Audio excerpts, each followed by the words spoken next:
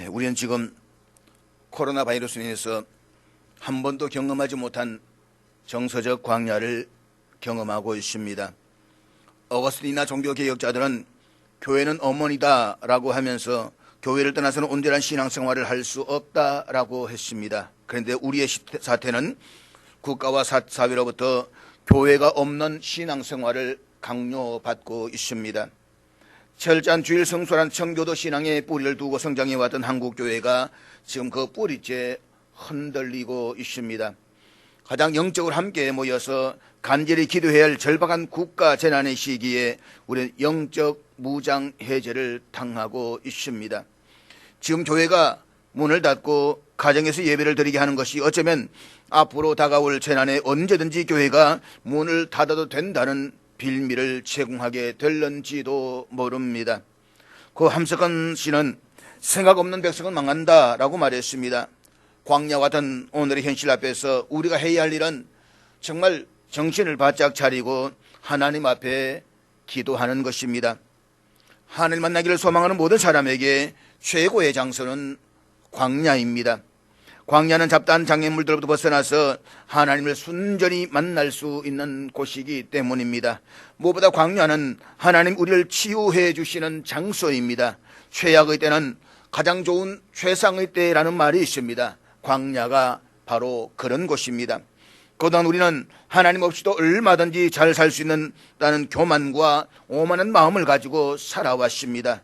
하나님보다 자신의 재능과 은사를 더 의지하고 믿었습니다. 그렇지만 우리가 경험하고 있는 이 광야에서 우리 자신이 얼마나 무능하고 부족한 존재인가를 처절하게 깨닫고 있습니다.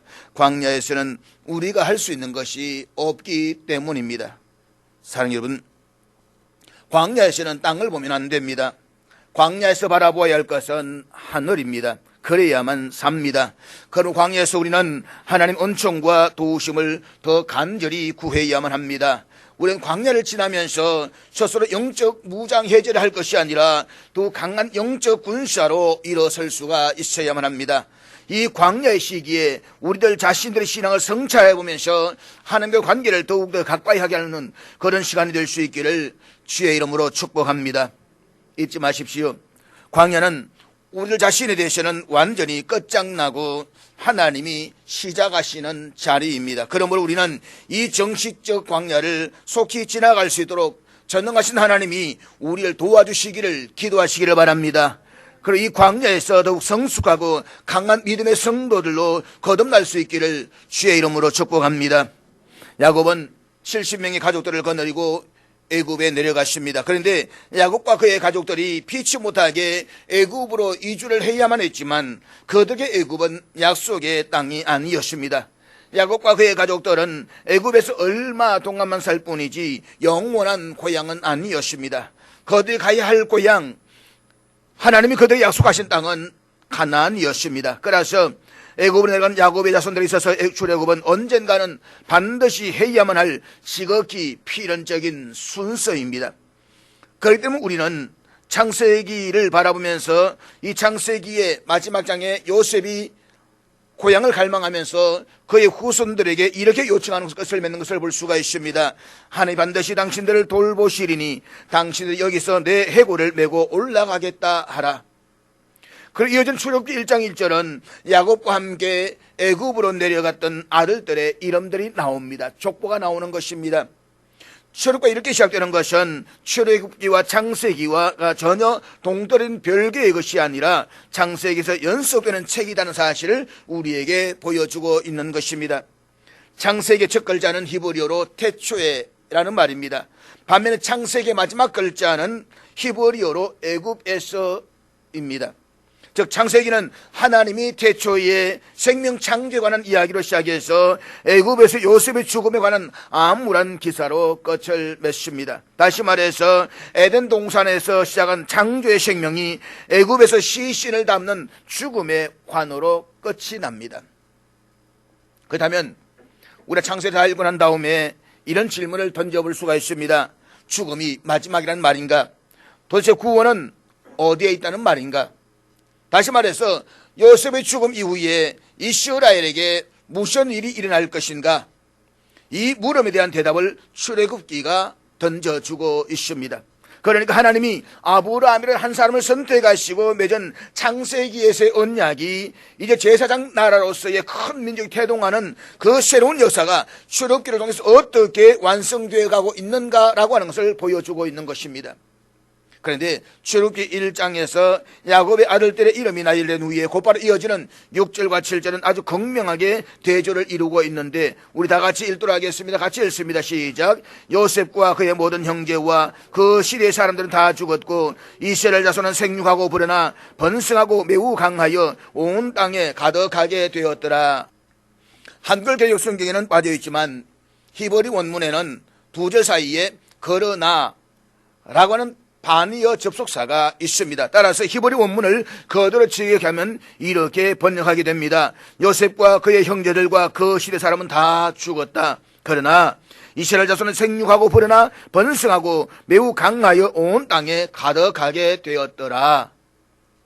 이 6절과 7절에는 그러나라는 글자 사이를 하나를 두고 그 사이에 죽음과 생명이 나란히 놓여 있습니다. 그런데 7절에 그러나 이후에 기록된 내용은 마치 창세기 1장의 메아리처럼 우리에게 전해져 옵니다. 그러나 이스라엘 자손은 생육하고 불어나 번성하고 매우 강하여 온 땅에 가득하게 되었더라. 생육하고 번성하고 가득하게 되었더라.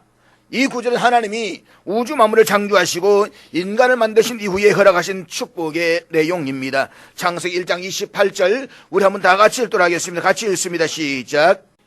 이 말씀을 출애굽기 1장 7절의 말씀과 연관을 시킨다라고 한다면 이것은 새로운 창조에 관한 말씀입니다. 즉 하나님은 죽음의 장소인 애굽에서 이스라엘 민족을 통한 새로운 창조를 시작하셨습니다. 이것은 야곱의 허리로부터 생명이 생육하고 번성하는 역사가 일어났다라고 하는 것입니다. 그런데 야곱의 허리는 도저히 자녀를 생산할 수 없는 허리였습니다. 아브라함이 그러했고 이삭이 그랬습니다. 야곱은 하나님의 강한 손에 맞아서 절름거리는 힘없는 허리였습니다. 그 허리에서 70명으로 구성된 한 가족으로부터 위대한 한 민족이 시작되었음을 보여주고 있습니다. 야곱의 후손들은 애굽에서 마치 자기네 세상을 만난 것처럼 번성해 나갔습니다. 이것은 전적인 하나님의 은혜였습니다. 하나님이 허락하신 축복이었습니다. 그런데 그들은 하나님이 허락하신 이 생육하고 번성하는 법으로 큰 민족을 이루며 애굽에서 강성해졌지만 문제는 그들이 애굽에 이주하게 된 이 본래 목적을 잊어버렸다라고 하는 것입니다. 그들은 애굽에 적어도 300년을 아무런 부족함이나 아쉬울 것 없이 잘 먹고 잘 살았습니다. 그들은 그곳이 젖과 꿀이 흐르는 가나안이었습니다. 그들의 조상들이 살았던 가나안보다 훨씬 더 살기 좋은 곳이었습니다. 그러다 보니까 진짜 가나안을 잊어버리고 살았습니다. 하나님께서는 히브리인들을 보호하시고 큰 민족으로 번성하게 하시려고 애굽을 잠시 숙주로 사용하셨습니다. 그리고 그들은 하나님이 약속하신 대로 하늘의 별처럼 수가 많아져서 하나의 민족을 형성하게 되었습니다. 이제 그들의 남은 것은 큰 민족으로 발전한 이스라엘이 약속의 땅 가나안을 향해서 영원한 기업을 약속으로 받는 것입니다. 그렇지만 그들은 애굽을 떠날 마음이 전혀 없었습니다. 그들은 풍요로운 도시가 주는 넉넉함과 즐거움에 취해 살면서 하나님을 잊어버렸습니다. 그들 400년 동안 하나님 이름을 부르지도 않았고 하나님을 찾지도 않았습니다. 하나님은 그들 하여금 큰 민족을 이루게 한 이후에 가나안 땅으로 데리고 와서 하나님이 통치하시는 거룩한 나라를 세우기를 원하셨습니다. 그래서 그들은 애굽에서 영구히 살기를 원했습니다. 따라서 하나님은 아브라함과 맺었던 자손과 땅에 대한 언약을 이루시기 위해서 그들 스스로가 애굽을 떠나고자 하는 마음을 갖게 할 필요가 있다고 생각하셨습니다. 애굽에 대한 향수가 완전히 사라지고 아주 진절머리가 나게 해야 되겠다라고 생각하셨다는 것입니다. 그래서 하나님은 그들의 삶의 자리에 요셉을 알지 못하는 바로를 등장시킵니다. 요셉을 알지 못하는 바로는 이스라엘 민족을 노예로 부리기 시작했고 그들 향한 박해는 갈수록 점점 더 심해져 갔습니다. 그들은 히브리인들을 말살시키기 위해서 무서운 고역으로 괴롭게 하고 도시와 성을 짓게 했습니다. 근데 문제는 히브리인들을 짓누리려고 했지만 그들은 학대를 받으면 받을수록 더욱더 번성했다는 것입니다. 마치 생명이 강렬한 생명이 강한 질경이처럼 히브리인들은 짓밟히면 밟힐수록 더욱 강인한 생명을 발휘하면서 번성했습니다. 우리는 여기에서 하나님 창조의 약속이 적대적인 환경에서 어떻게 성취되고 있는가를 그대로 볼 수가 있습니다. 그렇습니다. 세상과 어둠의 세력은 교회와 하나님의 백성들을 말살시키려고 끊임없이 위협하고 박해를 합니다. 그렇지만 이 땅에 하나님 나라를 세우고자 하시는 하나님의 구원의 창조 역사를 막을 수는 없습니다. 지금은 비록 악이 강한 것처럼 보이겠지만 결국에는 하나님의 선한 역사가 승리할 것입니다.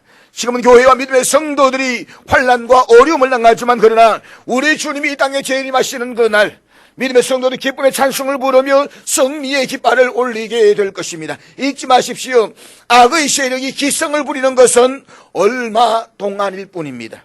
죽음도 얼마 동안입니다. 암흑도 잠시 후에 생명에게 자리를 내어줄 것입니다. 출애굽기 1장은 이 사실을 지금 우리들에게 보여주고 있는 것입니다. 사랑하는 여러분, 우리 지금 얼마 동안에 있습니다. 우리는 아직도 해방과 구원을 간절히 소망하면서 기다리고 있는 중입니다. 그렇기 때문에 우리는 희망을 포기하지 않습니다. 얼마 동안이 지나면 반드시 하나님께서 진히 다스리시는 영광된 새로운 미래가 올 것을 믿기 때문인 것입니다. 그러므로 이 믿음과 희망을 가지고 광야에서 감당하게 될 얼마 동안의 고통과 고난의 시간을 잘 견디고 승리할 수 있기를 주의 이름으로 축복합니다. 시편 기자의 고백처럼 저녁에는 울음이 깃들일지라도 아침에는 반드시 벅찬 기쁨이 오게 될 것입니다. 결국 히브리인들의 생육하고 번성함을 막지 못한 바로는 히브리인들에 대한 인종 말살 정책을 펴기 시작합니다. 히브리인들에게서 사내 아이가 태어나거든 나일강의 무시무시한 물속에 던져버리라. 사내 아이를 다 죽이라는 것입니다. 이처럼 사내 아이들이 태어나면 다 죽이게 되어 있던 그 암울한 시기에 모세가 태어났습니다. 성경은 그의 부모가 그를 3달 동안 숨겨서 키웠다라고 했습니다. 그렇지만 더 이상 집에서 숨겨 키울 수 없게 되자 부모는 그를 갈대 상자에 담아서 나일강과 갈대 사이에 두었습니다. 그의 부모가 할 수 있는 것이라고는 아무것도 없었습니다. 하나님이 이 아이를 살려주시면 사는 것이고 그렇지 않으면 죽을 수밖에 없습니다. 부모는 아이들의 생명과 운명을 하나님의 손에 100% 온전히 다 맡겼습니다. 그리고 하나님께서는 바로의 공주를 통해서 그를 나일 강가에서 건져주셨습니다.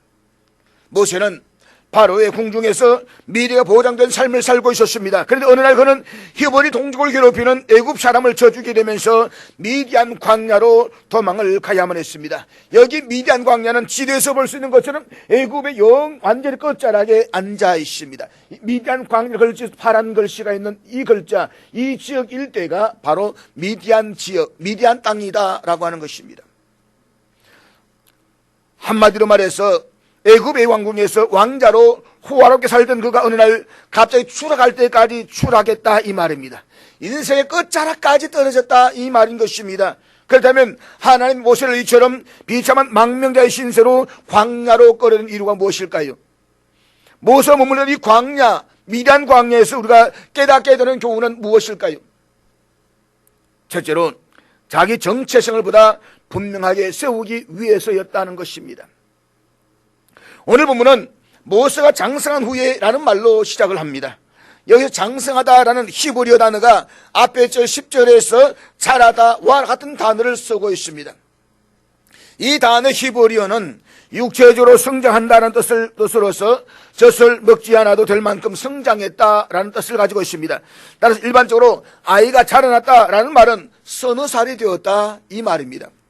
그렇지만 이때 모세의 나이는 이미 40세였습니다. 그렇기 때문에 여기서 장성하다라는 말은 단순히 육체적으로 장성했다라는 그런 말이 아니라 정신적으로 장성했다 이 말입니다. 그리고 이어지는 자기 형제들에게 나갔다라는 말에서 볼 수가 있는 것은 자 정체성을 찾아가는 과정에서 모세가 장성했다라는 의미로 볼 수가 있는 것입니다. 모세는 서너 살까지 자기를 낳은 어머니의 품에서 젖을 먹으며 자랐습니다. 이 시에 그는 자신을 낳은 어머니로부터 마르고 닳도록 히브리인으로서의 정체성을 배웠습니다. 그는 어머니를 통해서 히브리인으로서 당연히 가져야 할 신앙에 대한 교육도 받았을 것입니다.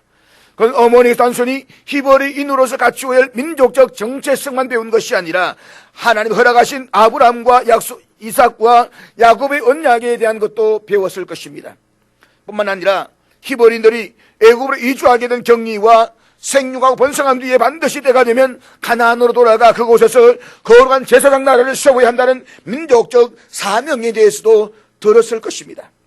그런데 젖을 후에 모세는 애굽의 궁정에 들어가서 공주의 아들로 36년 이상의 세월을 보내면서 애굽의 왕족으로서의 정체성을 배우며 성장했습니다. 그는 고대에서 최고의 문명국이었던 애굽에서 학문을 배웠습니다. 왕족들이 입는 화려한 옷을 입고 매일 산에 진미의 음식을 먹으며 호화로운 생활을 했을 것입니다. 그렇지만 모세의 내면에는 도대체 자신이 누구인지, 어디에 속한 존재인지, 자신의 뿌리가 어디인지 자아 정체성에 대한 번민이 끊임없이 있어 왔을 것입니다. 히브리인이냐 애굽인이냐, 도대체 나는 누구인가? 그의 내면은 이런 자아 정체성에 관한 문제가 끊임없이 일어났습니다. 그리고 동시에 그의 내면에는 무엇인가가 꿈틀거림이 있었는데 이런 내적 꿈틀거림 때문에 그는 이제 무언가를 해야만 하는 그런 마음의 욕구가 일어나기 시작하는 것입니다. 본문 11절 말씀인데 우리 11절 다 같이 읽도록 하겠습니다. 같이 읽습니다. 시작. 모세가 장성한 후에 한 번은 자기 형제들이 나가서 그들 고되게 노동하는 것을 보더니 어떤 애굽 사람이 한 히브리 사람 곧 자기 형제를 치는 것을 본지라. 여기 보면 어느 날 모세는 자기 형제들이 고되게 노동하는 것을 보았다라고 했습니다. 오늘 본문에서 보았다는 단어가 세 번에 걸쳐서 반복적으로 사용되고 있습니다. 자기 형제 히브리인들이 고된 노역을 하는 것을 보았고, 한 애굽인이 자기 형제 히브리인 것을 때리는 것을 보았습니다. 그리고 그런 좌우를 살펴서 사람이 없음을 보았다라고 했습니다. 그래, 이것은 모세가 우연히 그냥 지나가다가 보았다는 것이 아닙니다. 그런 무엇인가를 깊이 인식하는 가운데 주목해서 무엇인가를 보고 있었다는 것입니다. 사도행전 7장과 히브리서 11장에 보면 모세가 왕궁을 나가서 히브리인들이 갔던 것은 어떤 분명한 목적을 가지고 있었다라고 말씀을 하고 있습니다. 더 오늘 본문에서 자기 형제들이라고 해서 자신이 비록 애굽 공주의 양자가 되어서 애굽인의 왕족으로서의 지위와 특권을 누리고 살고 있지만 자신은 히브리인이라는 사실을, 자기 정체성을 분명히 인식하고 있음을 보여주고 있습니다. 그렇습니다.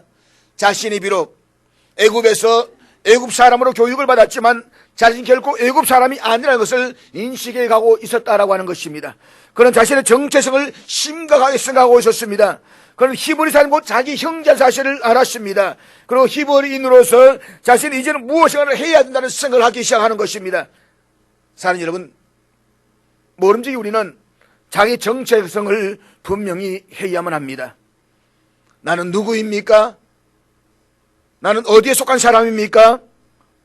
우리는 하나님의 백성입니다. 우리는 하나님 나라에 속한 사람들입니다. 이 정체성을 분명히 하시길 바랍니다. 그리고 자기 정체성을 분명히 했다면 그에 걸맞는 삶을 사십시오. 내가 하나님 나라에 속하였고 하나님의 백성이라고 한다면 하나님 백성다운 삶을 살아야 된다라고 하는 것입니다. 그런 의미에서 오늘 본문은 장성했다라고 표현하고 있는 것입니다. 그런데 그런 이후에 두 명의 히브리인들 사이에서 갈등과 다툼에 개입했다가 애굽인을 죽였다는 사실이 드러납니다. 자기 동족을 위해서 했던 일이 오히려 자기 형제들과 동족들에 의해서 배척을 받습니다. 동시에 바로의 서설시퍼린 제피롱 때문에 애굽의 끝자락에 위치한 미디안 광야로 도망을 가야만 했습니다. 자신의 정체성과 뿌리에 대한 깊은 성찰을 위한 가장 적합한 장소로 광야 말고 어디에 있겠습니까? 광야는 그런 시간과 장소를 그에게 제공하게 됩니다. 광야는 단순히 언둔과 피난의 장소가 아닙니다. 광야는 나는 누구인가, 나는 어디에 속한 존재인가와 같은 본질적인 질문을 하기에 가장 적절한 장소였습니다. 미디안에서 모세는 그곳의 제사장 르우엘의 딸 시브라를 아내로 맞아서 아들을 낳게 되는데 그 아들의 이름을 게르솜이라고 했습니다. 이 말은 내가 타양에서 나그네가 되었다, 이 말입니다. 모세는 이 아들의 이름을 통해서 자신의 정체성을 분명히 합니다. 그는 지금 객진 미디안의 나그네로 머무르게 되는 것입니다. 이것은 들판임의 광야입니다. 이것은 어린 시절의 학교로부터 이스라엘 민족의 해방자로 만드는 교육의 현장이었습니다. 그는 이 광야에서 애굽으로부터 이스라엘 구원할 자로서의 자신의 신의적 정체성을 확인해 가고 있었다는 것입니다. 그렇습니다. 우리의 정체성을 다시 점검하고 우리 자신을 새롭게 세울 필요가 있을 때에 뒤로 물러가 묵상하고 기도하는 장소와 시간이 바로 광야입니다. 그래서 우리에게는 때로 자신의 신앙적 정체성을 분명하게 세우기 위해서 이 광야가 필요합니다. 둘째로 광야에서 인내를 배우게 하심으로써 지도자로서의 자질을 갖추게 하시기 위해서였습니다. 바로의 왕궁에서 미래가 보장된 삶을 살았던 모세였습니다. 그런데 애굽 사람을 쳐죽이게 되면서 미디안 광야로 도망을 가야만 했습니다. 그의 나이도 이제 어느덧 80이 다 되어 갑니다. 이제 내 인생도 이렇게 끝나는가 보다 라고 하면 삶을 포기하면서 살았을 것입니다. 그날이 또 그날인 삶을, 그는 미디안 광야에서 양을 치며 사는 40년 동안 꿈도 희망도 미래도 다 모래 속에 묻어야만 했을 것입니다. 애굽 왕궁에서는 아주 특별했던 사람이었습니다. 그런데 미디안 광야에서는 아무도 관심을 갖지 않는 그저 보잘것없는 사람이 되었습니다. 썸바디에서 노바디가 되었습니다. 모세는 그동안 왕궁에서 왕족으로서 남부럽지 않게 살았습니다. 그러나 하루아침에 광야로 도망을 쳐야만 했습니다. 그리고 그 광야에서 40년 동안 양을 치면서 살았습니다. 광야에 살아남기 위해서 그가 할 수 있는 일은 단순히 양을 치는 것밖에는 없었습니다. 그런데 그 양도 자신의 양이 아니라 장인의 양이었습니다. 야곱은 20년 동안 외삼촌 라반의 집에서 일하면서 수많은 양들과 목축을 자신의 소유로 만들었습니다. 그런데 모세는 20년의 배가 되는 40년의 양을 쳤는데도 불구하고 여전히 남의 양을 치고 있습니다. 3년이나 5년이라면 모르겠습니다. 어떻게 10년도 20년도 아니고 40년의 양을 쳤는데 자기 양 한 마리가 없다는 말입니까? 그러니 얼마나 자존심이 상했겠습니까? 어제 모세는 이런 질문을 스스로에 던졌을는지도 모릅니다. 40년 양을 치면서 내가 한 일은 무엇인가? 80년을 살아오면서 내가 남긴 것은 무엇인가? 무엇 하나 제대로 이루는 것이 없는 자신을 바라보면서 내 인생이 이렇게 끝나는구나 라는 생각에 마음이 참담했을 것입니다. 하루하루가 그날이 그날이고 그날이 또 그날인 삶. 사랑하는 여러분, 광야를 지나는 사람들이 갖는 공통적인 고민이 있습니다. 이 광야는 과연 언제 끝날 것인가? 이 광야의 끝에는 도대체 무엇이 기다리고 있을 것인가? 그런데 이 물음에 대해서 아무도 모른다는 것입니다. 이것이 광야를 지나가는 우리를 더 힘들게 만듭니다. 사실 아브라함이나 이삭, 야곱은 광야를 지나갈 때 하나님께서 나타나셔서 말씀해 주셨습니다. 요셉은 자신이 꾼 꿈이 하나님 주신 것이라고 믿었습니다. 그래서 모세는 달랐습니다. 그는 자신이 광야에 들어오게 될 것이라고는 꿈에도 생각하지 못했을 것입니다. 그 광야에서 40년의 세월을 보내고 있습니다. 앞으로 얼마나 더 이 광야에서 있어야 되는지 짐작도 되지 않습니다. 꿈도 희망도 미래도 보이지 않습니다. 그렇기 때문에 모세는 다른 누구보다 더 혹독한 광야의 시간을 지나야만 했을 것입니다. 사랑하는 여러분, 우리가 실제로 40년간 훈련을 받는다고 한번 생각을 해보십시오. 아주 끔찍한 일이 될 것입니다. 그럼 모세가 광야 40년간 충분히 병원을 받았기 때문에 하나님이 그를 찾아오셨을까요? 모세 40년 전에 욱하는 이 성질머리 때문에 사람을 쳐 죽이고 광야로 도망쳐 들어왔습니다. 40년 광야 생활하면서 그 일을 얼마나 후회했을까요? 순간의 실수가 평생을 좌우한다. 아마 다시는 그러지 않으리라고 굳게 다짐했을 것입니다. 그렇지만 그의 욱하는 이 성질머리는 광야 학교를 졸업한 후에도 변하지 않았습니다. 십계명에 새겨진 돌판을 던져겠다는 사건을 한번 보시기를 바랍니다. 화를 내면서 지팡이로 바위를 두 번 해쳐서 물을 터져 나오던 사건은 또 어떻습니까? 결국 그 일로 그는 가나안에 들어가지를 못했습니다. 모세는 40년 동안 광야에서 훈련을 받았음에도 불구하고 문제가 여전히 있었습니다.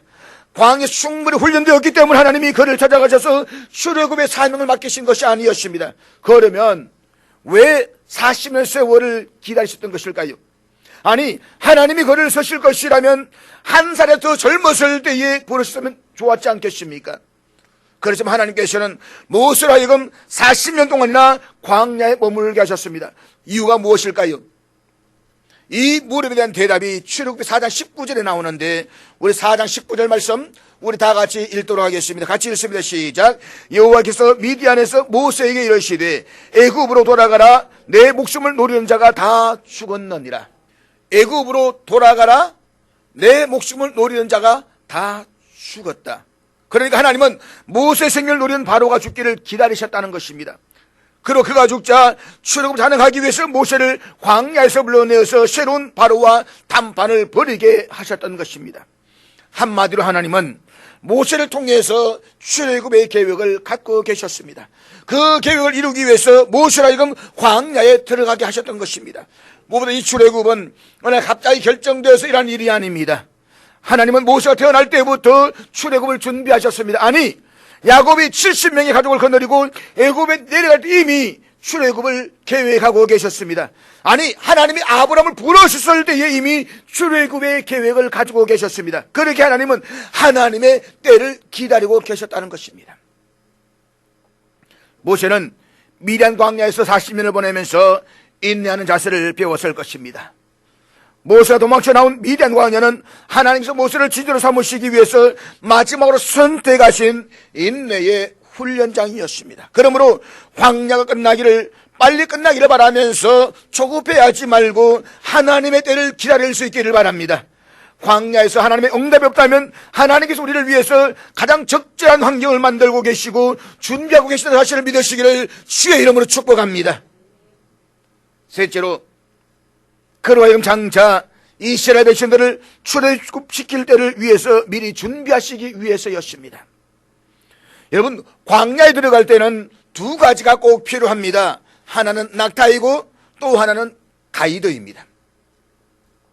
낙타 없이 광야에 들어가면 살아서 나올 수가 없습니다. 가이드도 마찬가지입니다.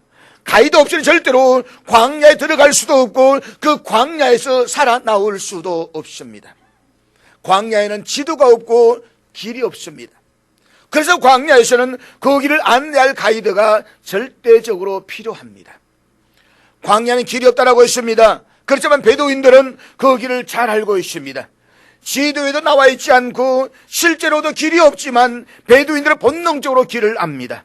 그들은 20년에 이상 가본 그 길도 기억한다라고 말합니다. 아주 특별한 방향 감각을 가지고 있어서 캄캄한 방 안에서도 방향을 분별할 수가 있다라고 말합니다. 그들 광야에서 어디로 어떻게 가야 하는지를 알고 있습니다. 광야에서는 베두인이 바로 길입니다. 여기 길이 어디 있습니까? 라고 물으면 그들은 이렇게 대답을 한다고 말합니다. 내가 길입니다. 나만 따라오시면 됩니다. 광야에서 살아남으려면 그 광야를 잘 알아야만 합니다. 광야를 잘 아는 방법은 하나밖에 없습니다. 그 광야에서 사는 것입니다.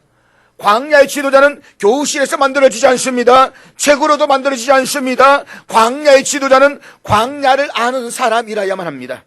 광야를 체험한 사람, 광야를 지나본 사람, 그 광야에서 살아본 사람, 광야에서 죽을 고비를 넘겨본 사람, 그래서 광야를 두려워할 줄 아는 사람, 광야에서 겸손할 줄 아는 사람이어야만 합니다. 광야를 지나보지 않은 사람은 결코 광야의 지도자가 될 수가 없습니다. 사랑하는 여러분, 왜 하나님이 출애굽의 지도자로 모세를 사용하셨을까요? 아니, 왜 하나님께서 모세를 광야로 보내셔서 그곳에서 40년의 세월을 보내게 하셨을까요? 이스라엘 백성들을 인도하는 가이드로 삼기 위해서입니다. 여러분, 이스라엘 백성들이 200명이 아닙니다. 10,000명이 아닙니다. 장정만 60만이라고 하면 최소한 250만 명입니다. 그 250만 명을 광야에 한번 데려온다 상상을 해보십시오. 어떻게 데려나올 수가 있습니까? 그 길의 지형을 정확하게 알지 않으면 데려나올 수가 없습니다. 그들은 나와서 이미 광야에 다 죽어버릴 것입니다. 모세는 애굽 왕궁을 떠나서 40년 동안 미디안 광야에서 장이 이들의 양을 치면서 살았습니다. 그런 광야를 너무나 잘 아는 사람이었습니다. 그런 광야의 전문가였습니다. 모세는 출애굽할 때에 지나가야 할 광야의 지도를 마음에 가지고 있었던 사람입니다. 그래서 하나님께서 애굽에 가서 이스라엘 백성들 광야를 이끌어내라고 말씀하셨을 때에 모세는 이스라엘 백성들을 애굽에서 곧장 자신이 40년간 머물렀던 그 미디안 광야로 데리고 올 수가 있었다는 것입니다. 그래서 우리 지도를 보게 되면 모세가 40년 전에 미디안으로 쭉 도망왔습니다. 그 도망하던 미디안 광야 다시금 하나님 사명을 받고 애굽으로 올라갑니다. 애굽으로 올라갔다 거기에서 이스라엘 백성들 다 거느리고 어디로 옵니까? 자신이 머물렀던 그 광야로 다시 왔다 이 말입니다. 저는 이 사건을 보면서 우리 하나님 참 좋으신 하나님이시다. 우리 하나님 우리가 알지 못하는 세심이란까지 다 헤아리시고 계획하시는 분이시다는 것을 깨닫게 됩니다.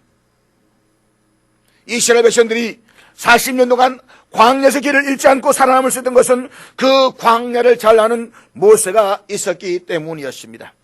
그가 광야를 알았기 때문에 그 광야를 통해서 이스라엘 민족을 가나안까지 인도해 갈 수가 있었다는 것입니다. 사랑하는 여러분, 하나님의 장차 출애굽의 사명을 맡기시려고 모세를 하여금 광야로 들어가게 하셨습니다. 그냥 들어가라면 들어가지 않을 테니까 그의 욱하는 성질머리와 히브리인들의 정체성을 활용해서 사고를 치게 하시고 스스로 광야에 들어가도록 만들어 버리셨습니다. 모세에게 40년 광야에 머문 시간이 없었다 한다면 우리가 알고 있는 모세도 없었을 것입니다. 그러므로 광야에서 보냈던 40년은 결코 허비하는 낭비의 시간이 아니었습니다. 그 시간이 있었기 때문에 하나님의 거신 역사를 이룬 도구가 될 수가 있었고 하나님께 귀하게 쓰임받을 수가 있었던 것입니다. 사실 모세는 자신이 지도자 되라고는 상상도 하지를 못했습니다. 광야에서 모세가 하는 일은 양치는 일이었습니다. 그런데 하나님께서는 모세 자신도 모르는 사이에 쓰임을 받을 준비를 만들어가고 계셨다는 것입니다. 광야에서 말입니다. 사람들은 보통 광야의 시간은 허비요 의미 없는 시간이라고 생각을 합니다. 사람들은 광야를 좋아하지 않는다는 것입니다. 그러나 잊지 마십시오. 광야에서 시간은 결코 허비하는 시간이 아닙니다. 준비하는 시간입니다. 더 오래 머물수록 더 잘 준비하게 하시고 더 잘 준비될 수 있도록 되면 더 잘 쓰임받게 되는 것입니다. 하나님 결코 우리의 시간을 그렇게 낭비하시는 분이 아니십니다. 그리고 우리의 광야 체험을 결코 허비하지 않으실 것입니다. 다 사용하십니다. 그러므로 광야의 시간을 통해서 우리 자신을 내려놓고 훈련을 잘 받아서 남은 생애를 한 해도 귀하게 쓰임받게 되기를 주의 이름으로 축복합니다. 이 광야의 시간에서 나를 돌아보고 내 믿음을 성찰하고 하나님의 관계를 새롭게 세워갈 수 있는 은혜가 있기를 주의 이름으로 축복합니다.